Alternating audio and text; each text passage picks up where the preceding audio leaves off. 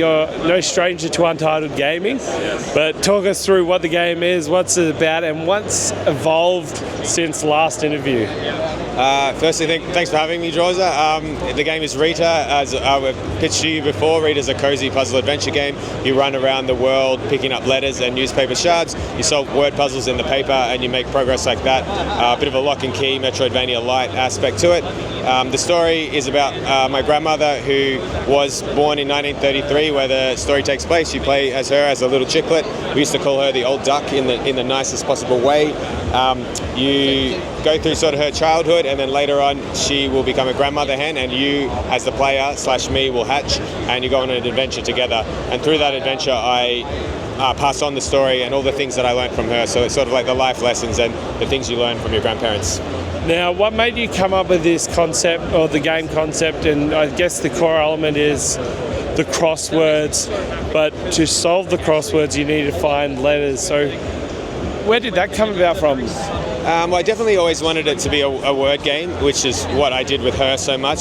Scrabble's obviously probably a patented idea, and you know, I can't really lean on that. I did a game jam where it was very free form, and you could grab essentially Scrabble tiles and make any word, and things would happen. But that was sort of too open-ended. So I think the crossword sort of can refine the process a bit more, and it's a pretty tight and tested word puzzle that people are familiar with and people like.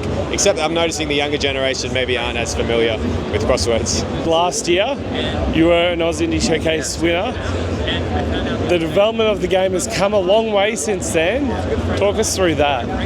Yeah, I looked at my build from last year and I was a little bit shocked that I got accepted, but I'm very grateful. The level of polish on this now is orders of magnitude more. The public demo is out, so you can play it, you can review it. It is like a very smooth experience, but it's a lot shorter. And so I think it's just quality of life things. You can play on a controller, you can play keyboard and mouse, you can save the game, all these little things that you don't necessarily notice when you have them, but when you don't have them, it sort of detracts from the experience. What can people expect next from RITA? We have the demo. We're in Next Fest, so please follow and please review if you can. I'm really aiming to get the wish list growing so that I can launch Q1 next year. PAX, let's talk PAX. PAX 25, how's it been? Surprised I've got a voice. I've been talking non-stop because before this we had Play Now, we had GCAP, all part of Melbourne International Games Week. Yeah, it's been great. Like, as you can see, we have players like constantly playing. You can still play. Oh, is this live? You can play Booth 58. Yeah, it's been great. Like, if you don't enjoy people playing your game, then why are you making a game? That's what I say. What's, I guess, the next step for RITA? Next Fest. Polish the rest of the game, market, and if we're at that sort of critical number, launch Q1 next year. If not, a slight delay, Q2. Yeah. And people can find the game on Steam. Is there any other areas they can find the game or get involved with the community? Yeah, Discord, we're trying to grow that. Please join. You'll see some like early in development things, a bit of fun. We have some games in there. The socials, follow along, that always helps. But the main one is, wishlist review, the demo on Steam. And if you do wishlist, you will get notified when it comes out early next year.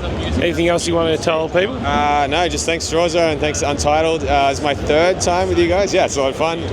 Good luck with the footy next year. Thank you.